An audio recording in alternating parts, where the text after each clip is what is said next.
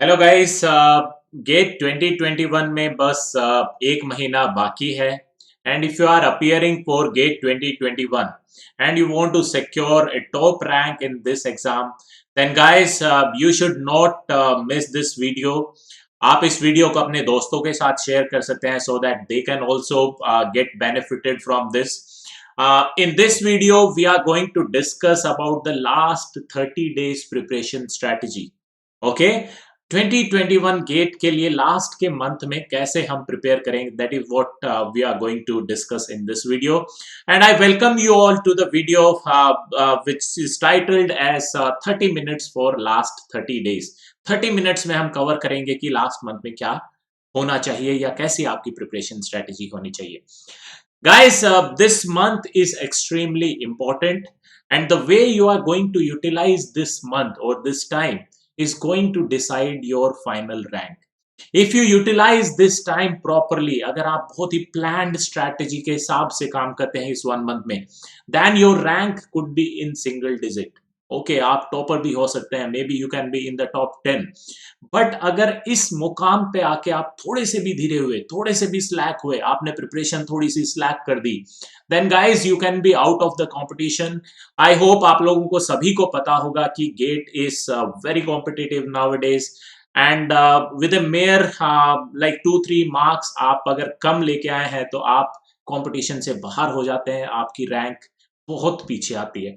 So guys, इन 30 days में आप अपना यूटिलाइजेशन कैसे करते हैं, आप अपने टाइम को कैसे यूटिलाइज करते हैं, उसे कैसे मैनेज करते हैं, and what all things you do in these last 30 days are very crucial. They are going to determine कि आपकी फाइनल रैंक क्या आने वाली है. Generally, I say that this last 30 days is like the last 100 meters in a long race, or like a 400 or 800 meter race.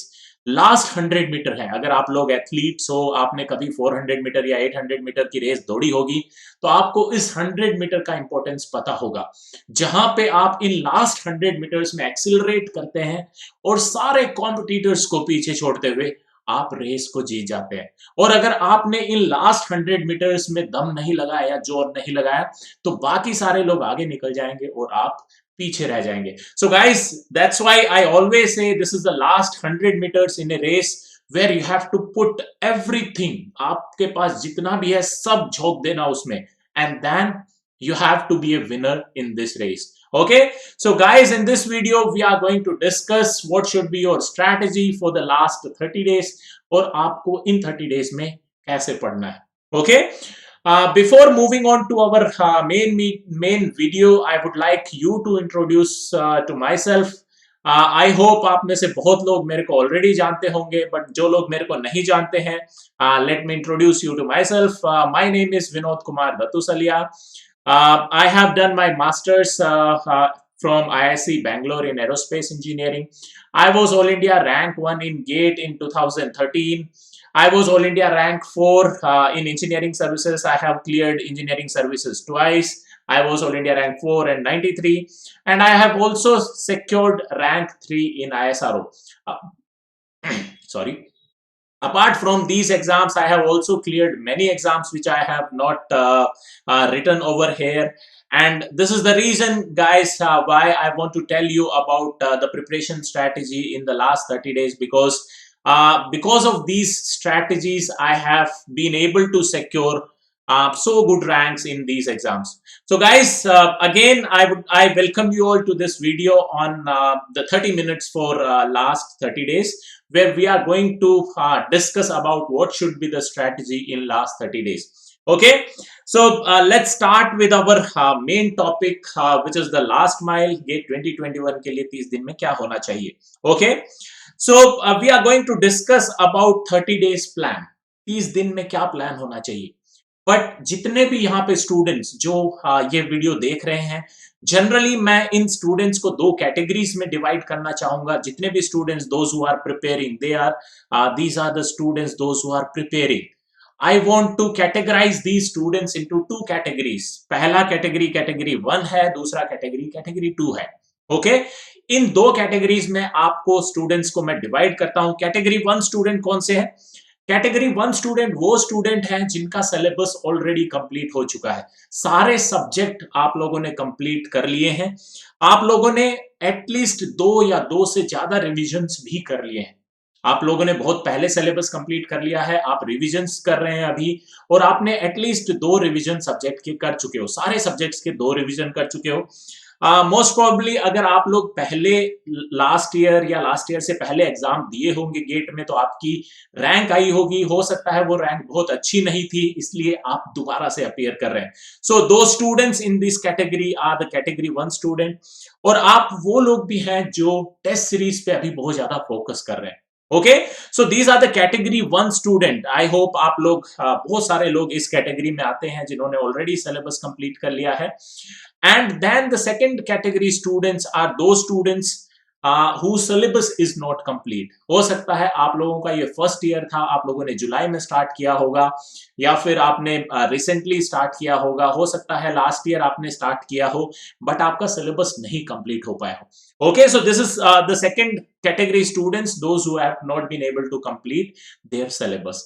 आज हम इन दोनों students, ये जो दोनों कैटेगरी के स्टूडेंट है, इनके लिए हम डिस्कस करेंगे कि लास्ट 30 डेज में क्या करना चाहिए। तो सबसे पहले हम चलते हैं कैटेगरी 1 स्टूडेंट्स पे। जो भी कैटेगरी 1 स्टूडेंट है, आप सारे प्रोस्पेक्ट रैंकर्स हो, आप ही वो लोग हो जिनमें से सारी अच्छी रैंक्स निकलेंगी। ओके, मोस्ट प्रोबेबली आप टॉप 1000 रैंक्स जो होंगी वो आप सभी लोग निकालोगे। मैं ऐसा नहीं कहता कि कैटेगरी 2 स्टूडेंट्स रैंक नहीं निकाल सकते हैं, कैटेगरी 2 स्टूडेंट्स भी रैंक निकाल सकते हैं, बट उनको थोड़ा ज्यादा मेहनत करने का जरूरत है इस टाइम में।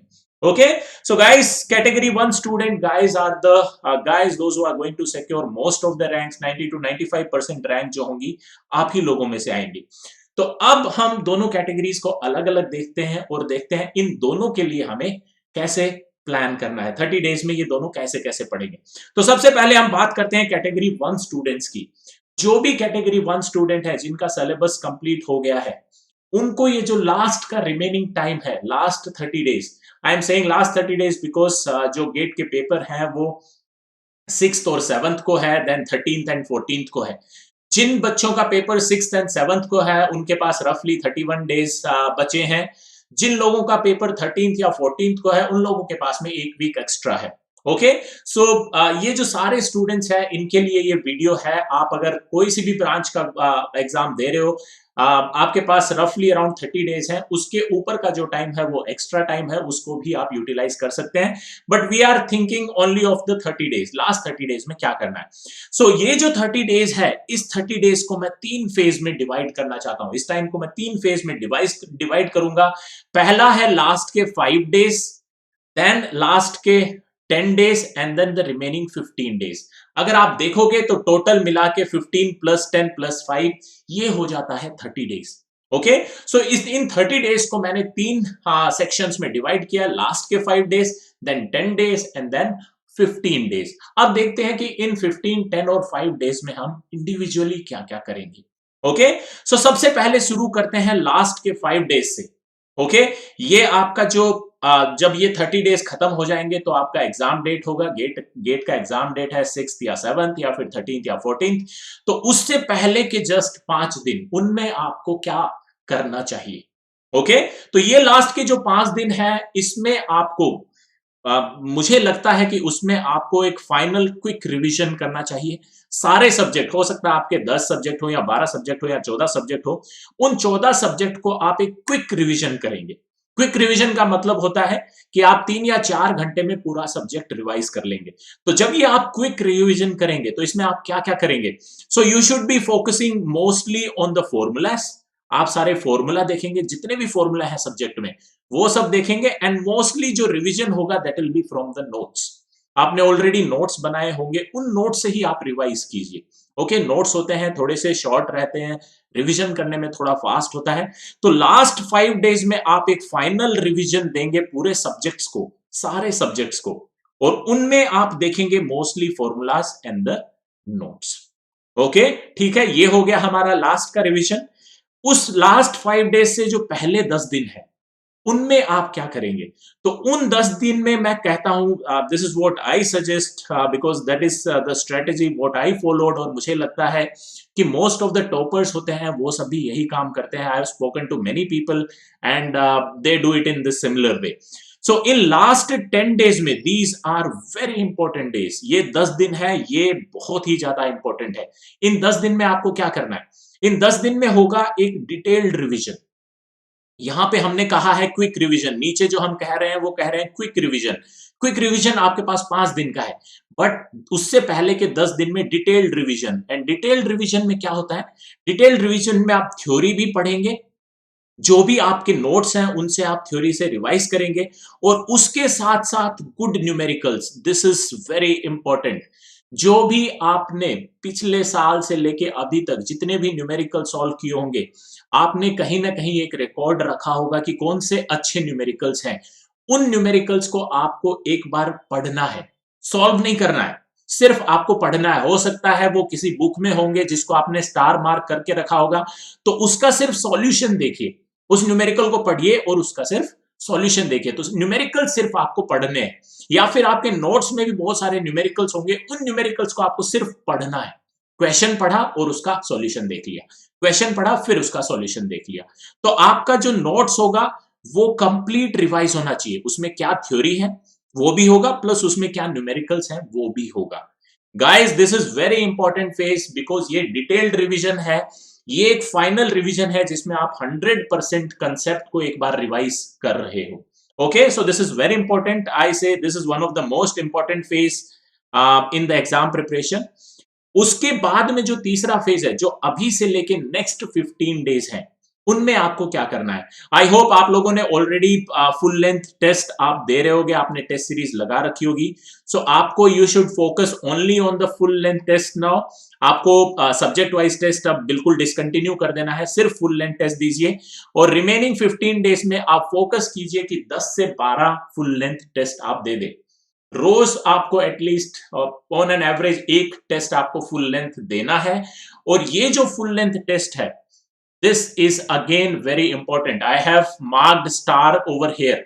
इसके बारे में हम डिस्कस करेंगे डिटेल में कि फुल लेंथ टेस्ट से क्या हमको निकल के आएगा, बिकॉज ये फुल लेंथ टेस्ट ही है जो आपकी रैंक को इंप्रूव कर रहे हैं. यही वो एक्सिलरेशन वाला पैडल है जो आपको रैंक आगे लेके जाएगा.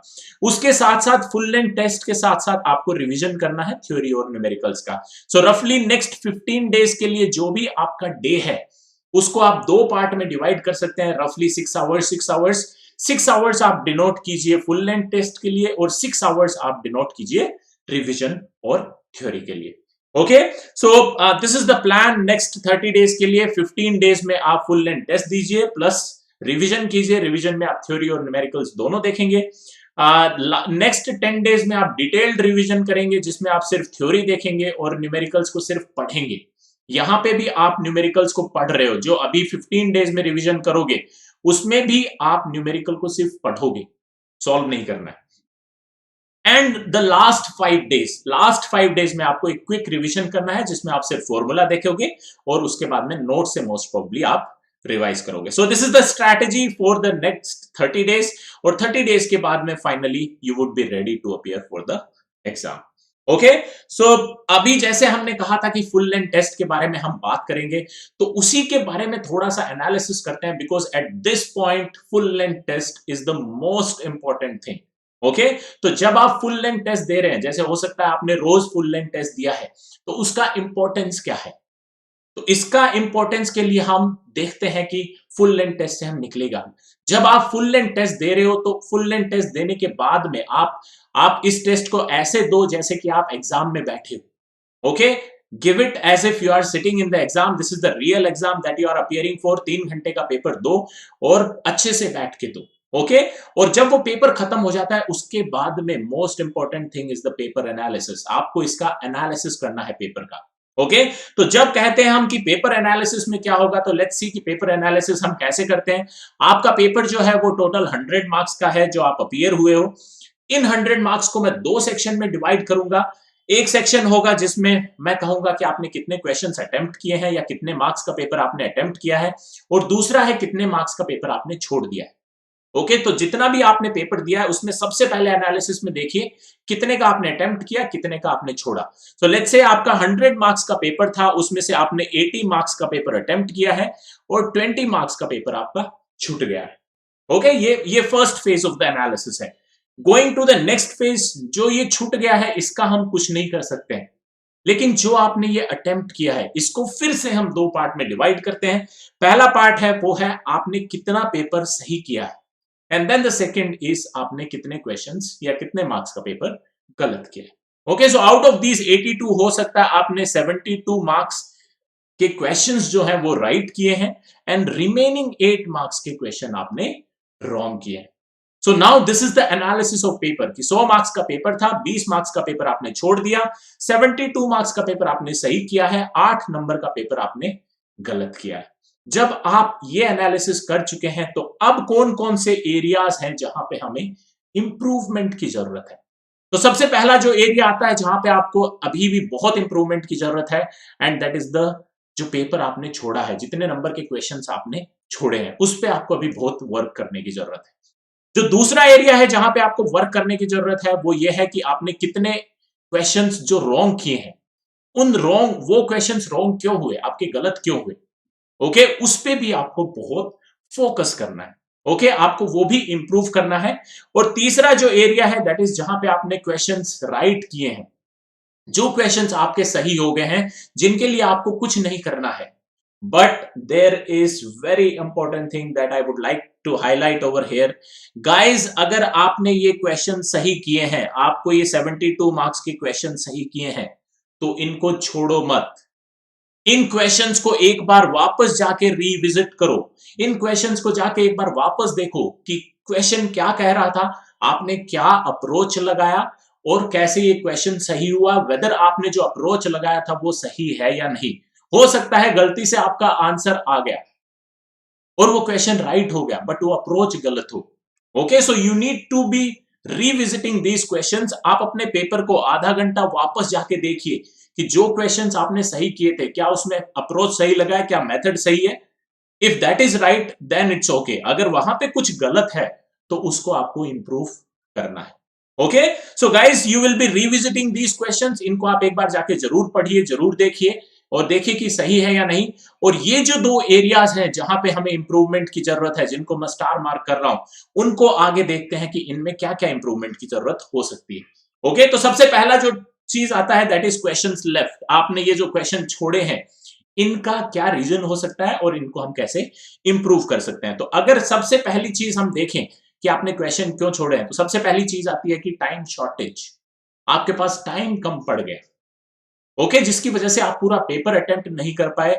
And this is the most common reason कि बच्चों के पेपर छूट जाते हैं या क्वेश्चंस अटेम्प्ट नहीं हो पाते हैं, बिकॉज टाइम कम पड़ जाता है। ओके, तो अगर हम इस शॉर्टेज टाइम शॉर्टेज को डिवाइड करें बाकी की क्या क्या स्टेप्स हो सकते हैं जहां से हम टाइम को इंप्रूव कर सकते हैं।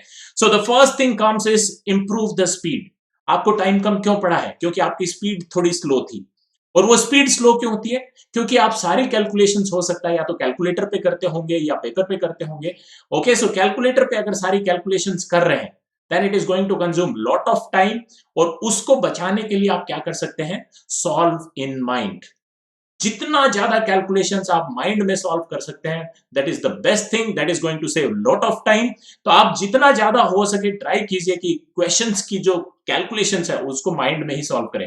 अगर 24 को 15 से मल्टीप्लाई करना है तो डायरेक्टली कैलकुलेटर का यूज ना करें, आप डायरेक्टली माइंड में ही सॉल्व करके जो प्रोडक्ट आता है फिर उसको आगे प्रोसीड कीजिए।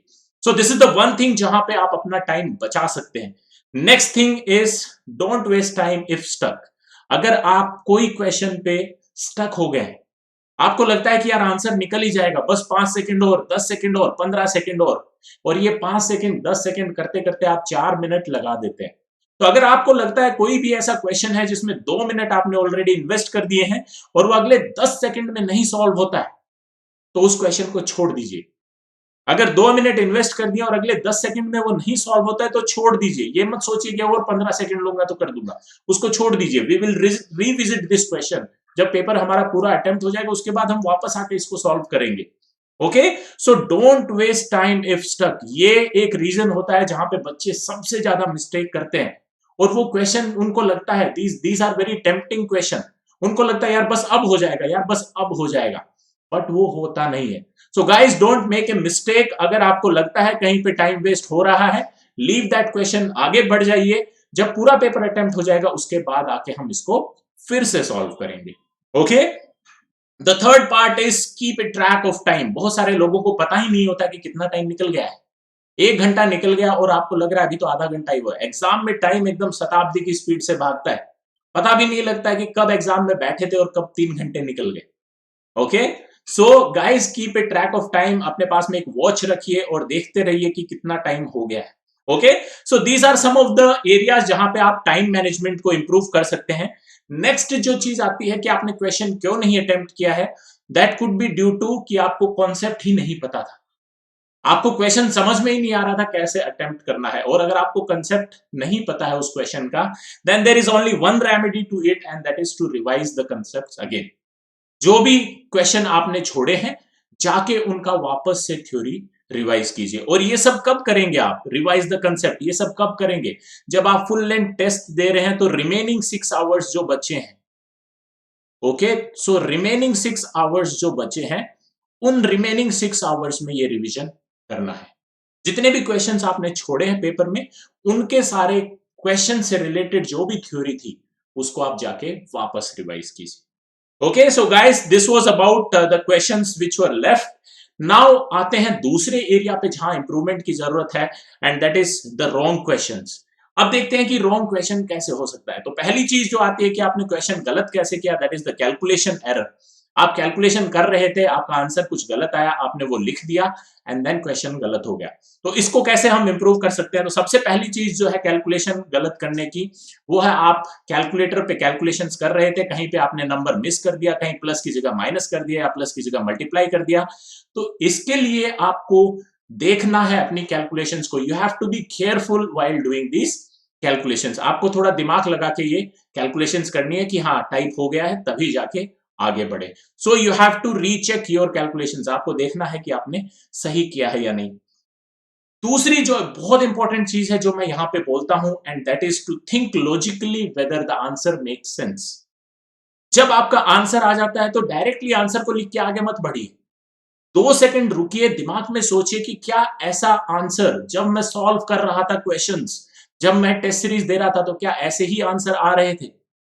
हो सकता है आपको एक नॉर्मल ह्यूमन बॉडी का मैकेनिक्स, नॉर्मल मैकेनिक्स का क्वेश्चन हो, ह्यूमन बॉडी का मास निकालना हो, और उसका मास आ रहा है 450 केजी।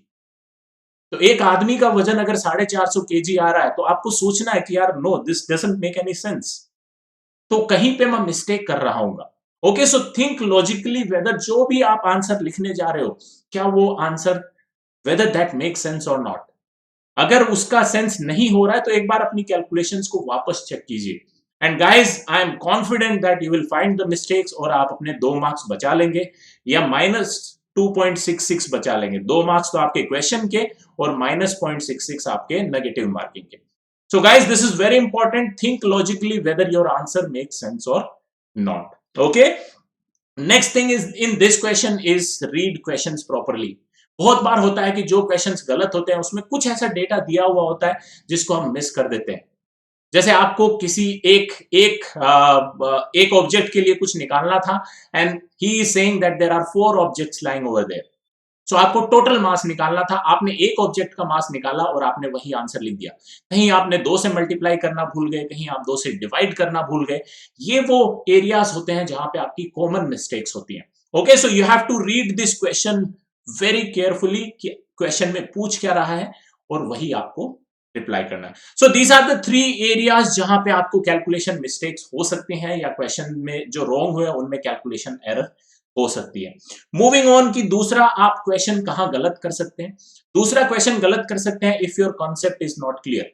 आपने क्वेश्चन पढ़ा, कुछ दूसरा कंसेप्ट लगा दिया, और उस दूसरे कंसेप्ट की वजह से आंसर कुछ गलत आया, और वो आपने लिख दिया, क्वेश्चन गलत हो गया।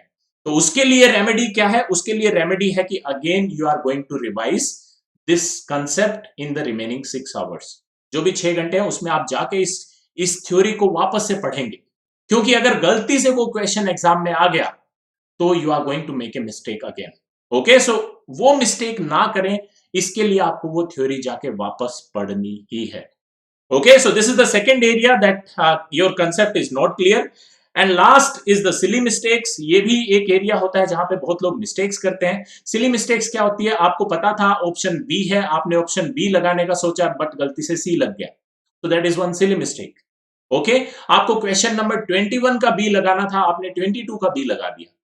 Okay, that is again a silly mistake. So ये वो वाली मिस्टेक्स हैं जिन पे आपको इंप्रूव करना होगा। सो गाइज, ये जो रॉन्ग आंसर्स होते हैं, इन सब के लिए तीन चीजें हो सकती हैं। There could be calculation error, concept which is not clear और सिली मिस्टेक्स। इन तीनों में आपको इंप्रूव करना है। एंड गाइस, अगर ये ऊपर जो रॉन्ग आंसर्स और लेफ्ट क्वेश्चंस हैं, इन सब पैटर्न को आप देखोगे और इन पे प्रॉपरली अगर वर्क करोगे, तो जैसे जैसे आप टेस्ट देते जाओगे, आपका स्कोर इंप्रूव होता चला जाएगा। और टेस्ट सीरीज का मेन इंपॉर्टेंस या मेन पर्पस होता है बस जो क्वेश्चंस आपने लेफ्ट किए हैं उनको एनालाइज करना, और जो क्वेश्चंस आप गलत कर रहे हो उन मिस्टेक्स को इंप्रूव करना।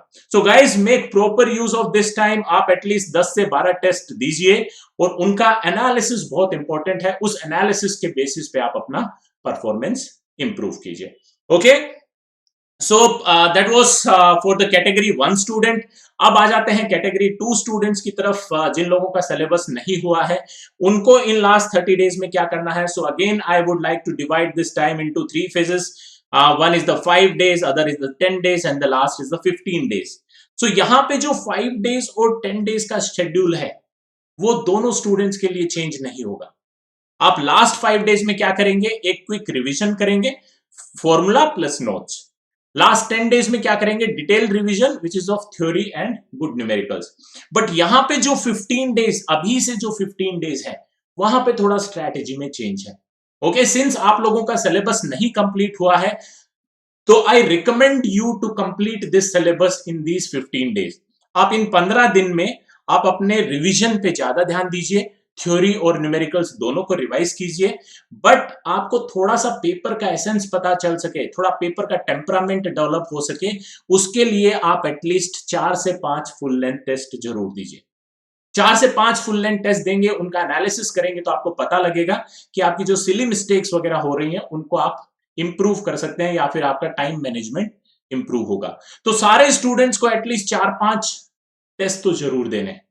ओके, आने वाले 15 दिन में ये 4-5 टेस्ट दीजिए। उसके बाद में आप जितना ज्यादा हो सके थ्योरी और अपने न्यूमेरिकल्स को रिवाइज कीजिए। जितना ज्यादा सिलेबस आप कवर कर लेंगे एग्जाम के दिन से पहले, that is good for you. And try to score as much as possible. ज्यादा से ज्यादा स्कोर करने का पॉसिबिलिटी रखिए। बिकॉज अगर आपका इस बार अच्छा रैंक नहीं भी आता है, the good score which you score this year would be a very good booster for next year. हो सकता है आपका इस बार स्कोर 55 आए, बट इस बार के 55 के स्कोर पे जो नेक्स्ट ईयर आपका कॉन्फिडेंस होगा, that will be way way better. Okay, so हो सकता है आप अगली बार टॉप रैंक सिक्योर करें। सो ट्राई कीजिए, आप जितना ज्यादा हो सकता है सिलेबस कवर कीजिए और जितना ज्यादा हो सकता है आप स्कोर कीजिए। Okay, so guys, that was all what I had in this video. I hope आप लोगों को कुछ आइडिया मिला होगा कि लास्ट 30 डेज में क्या करना चाहिए, and you will utilise, if you utilise these strategies, आप अपने रूटीन में इनको इनकॉर्पोरेट कीजिए, and surely you are going to get benefited from this. अगर आपको ये वीडियो अच्छा लगा हो गाइस, सब्सक्राइब करना ना भूलें। In the future also I will be putting lot of videos. अगर आप वो मिस नहीं करना चाहते हैं तो आप मेरे चैनल को जरूर सब्सक्राइब कीजिए। You can forward this video to your friends. हो सकता है बहुत सारे आपके दोस्त अपीयर हो रहे होंगे गेट के लिए, it might be useful for them as well. आप ऐसा मत कीजिए कि आप दूसरे लोगों को नहीं बता रहे हैं कि उनकी रैंक्स अच्छी आ जाएंगी। Guys, try to share this as much as possible. आपके दोस्त भी आपको बहुत अच्छी चीजें बताते होंगे, so you should also tell them कि ये स्ट्रेटेजीज वो यूज कर सकते हैं, and they can make use of this time last 30 days, so that you get a very good rank in the GATE. आप मेरे को फेसबुक पे रिक्वेस्ट भेज सकते हैं, I am with the name Pratham Archi. आप मेरे को टेलीग्राम पे फॉलो कर सकते हैं with the name which is Vinod Kumar Dattusaliya. And guys, don't forget to share अगर आपको ये वीडियो अच्छा लगा है तो आप जरूर इस वीडियो को शेयर कीजिए and do let me know as well how do you like it. Okay, आपके कमेंट्स बहुत इंपॉर्टेंट हैं। अगर आप किसी और टॉपिक पे वीडियो देखना चाहते हैं या आपके कोई और डाउट्स हैं जो आप क्लियर करवाना चाहते हैं, you can write in the comment box. I will try to give reply to all your comments and also subscribe to channel so that future में आप ऐसा वीडियो और मिस ना करें। So guys, thank you all. That's what I had in today's presentation. I hope आप लोगों को अच्छा लगा होगा and you are going to get a good rank based on this strategy for the last 30 days. Okay, bye bye.